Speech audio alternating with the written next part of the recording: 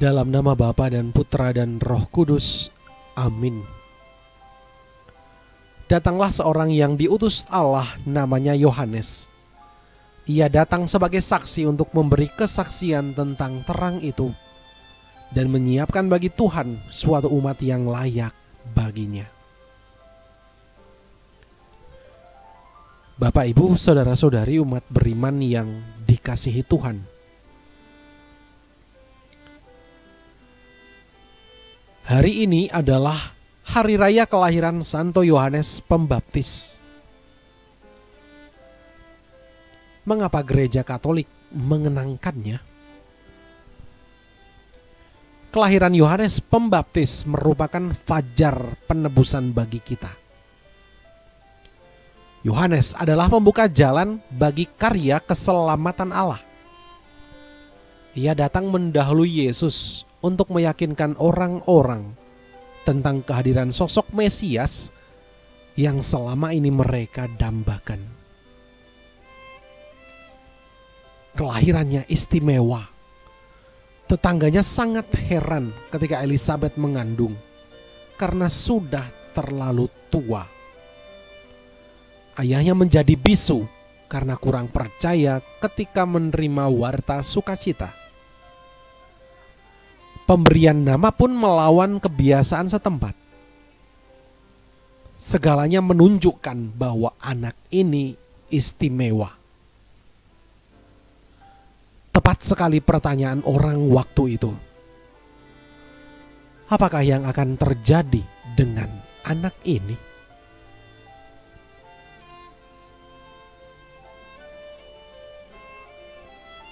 Umat beriman menyadari kelemahan dan kerapuhan kita sebagai manusia biasa di hadapan Tuhan. Mari kita hening sejenak.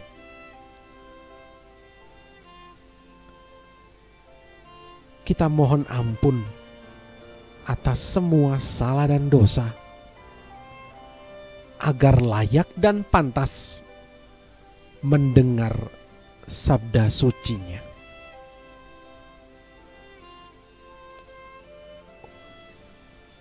Haleluya, haleluya. Engkau hai anakku, akan disebut Nabi Allah yang maha tinggi. Karena engkau akan berjauhan mendahului Tuhan untuk mempersiapkan jalan baginya. Haleluya, haleluya.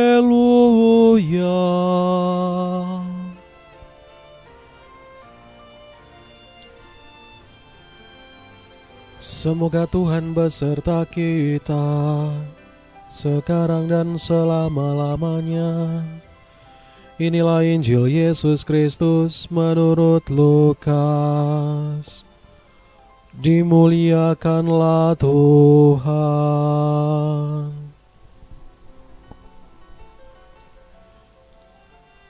Pada waktu itu, genaplah bulannya bagi Elizabeth untuk bersalin, dan ia melahirkan seorang anak laki-laki. Ketika para tetangga serta sanak saudaranya mendengar bahwa Tuhan telah menunjukkan rahmat-Nya yang begitu besar kepada Elizabeth, bersukacitalah mereka bersama-sama dengan dia. Maka datanglah mereka pada hari yang ke-8 untuk menyunatkan anak itu, dan mereka hendak menamai dia Zakaria menurut nama bapaknya. Tetapi Elizabeth, ibunya, berkata, "Jangan, ia harus dinamai Yohanes." Kata mereka kepadanya, "Tidak ada di antara sanak saudaramu yang bernama demikian." Lalu mereka memberi isyarat kepada Zakaria untuk bertanya nama apa yang hendak ia berikan kepada anaknya itu. Zakaria meminta batu tulis, lalu menuliskan kata-kata ini. Namanya adalah Yohanes. Dan mereka pun heran semuanya. Seketika itu juga terbukalah mulut Zakaria dan terlepaslah lidahnya. Lalu ia berkata-kata dan memuji Allah. Maka ketakutanlah semua orang yang tinggal di sekitarnya. Dan segala peristiwa itu menjadi buah tutur di seluruh pegunungan Yudea. Semua yang mendengarnya merenungkannya dan berkata, menjadi apakah anak ini nanti? Sebab tangan Tuhan menyertai dia. Anak itu bertambah besar dan makin kuat rohnya. Ia kemudian tinggal di padang gurun. Sampai tiba harinya, ia harus menampakkan diri kepada Israel.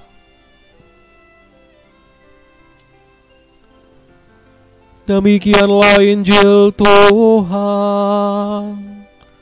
Terpujilah Kristus.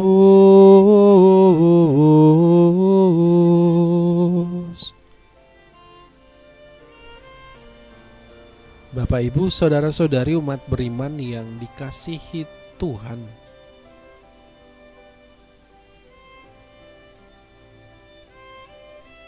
Kutipan Injil hari ini dibuka dengan menceritakan kelahiran Yohanes Pembaptis dan ditutup dengan kalimat, anak itu bertambah besar dan makin kuat rohnya.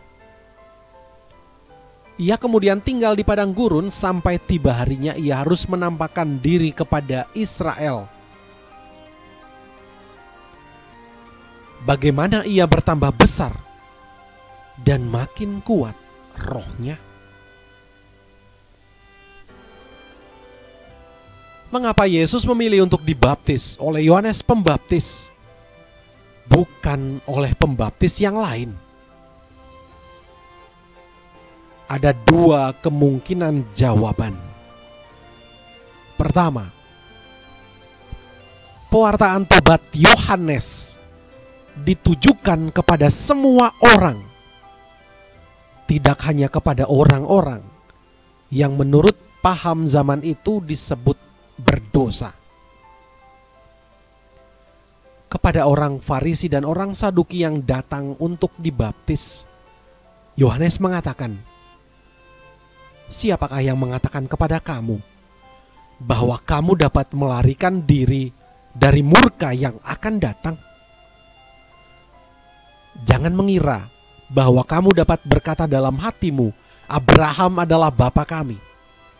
Karena aku berkata kepadamu, Allah dapat menjadikan anak-anak bagi Abraham dari batu-batu ini. Bandingkan Matius 3 ayat 7-9. Kedua, Yohanes Pembaptis tidak hanya memberikan baptis ritual, melainkan menuntut konsekuensi moral dari pembaptisan. Ini tampak dalam kisah pewartaan Yohanes menurut Injil Lukas. Orang banyak yang datang untuk dibaptis oleh Yohanes dan bertanya kepadanya, apa yang harus kami perbuat? Jawabnya, barang siapa mempunyai 2 helai baju, hendaklah ia membaginya dengan yang tidak punya. Dan barang siapa mempunyai makanan, hendaklah ia berbuat juga demikian. Demikian juga ketika para pemungut cukai mengajukan pertanyaan yang sama, Yohanes menjawab, jangan menagih lebih banyak daripada yang telah ditentukan bagimu. Ketika prajurit-prajurit bertanya hal yang sama, Yohanes menjawab, jangan merampas dan jangan memeras, dan cukupkanlah dirimu dengan gajimu. Dengan kata lain, Yesus memilih untuk dibaptis oleh Yohanes Pembaptis karena ia mempunyai pandangan yang universal. Semua orang harus bertobat dan dibaptis, dan menuntut pembaharuan hidup yang nyata sebagai konsekuensi moral dari pembaptisan sebagai ungkapan pertobatan. Bagaimana Yohanes sampai pada keyakinan itu?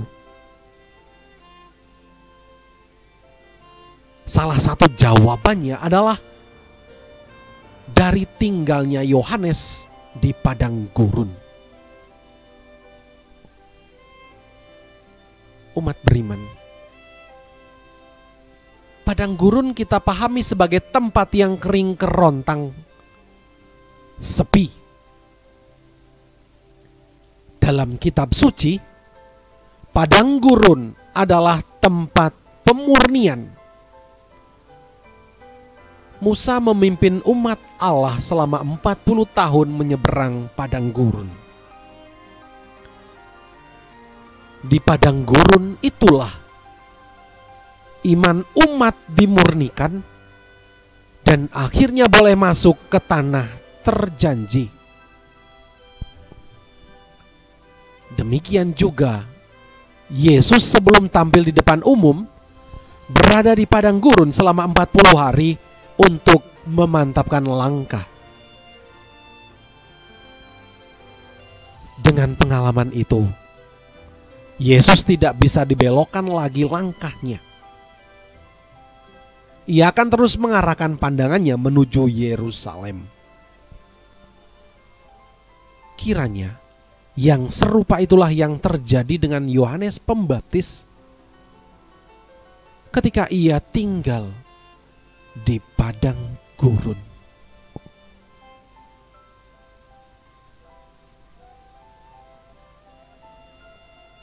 Tuhan senantiasa memberkati kita. Sekali lagi, selamat Hari Raya Kelahiran Santo Yohanes Pembaptis. Amin. Marilah kita berdoa. Ya Allah, Engkau mengenal kami sedalam-dalamnya. Engkau telah membentuk dan memanggil kami sejak sebelum kami lahir. Semoga kami mengabdi kepadamu dengan rendah hati, serta mempersiapkan jalan untuk kedatangan Putramu Yesus Kristus. Sebab Dialah Tuhan pengantara kami, yang bersama dengan Dikau dalam persatuan Roh Kudus, hidup dan berkuasa, Allah sepanjang segala masa. Amin. Kemuliaan kepada Bapa dan Putra dan Roh Kudus, seperti pada permulaan, sekarang, selalu, dan sepanjang segala abad. Amin. Dalam nama Bapa dan Putra dan Roh Kudus. Amin.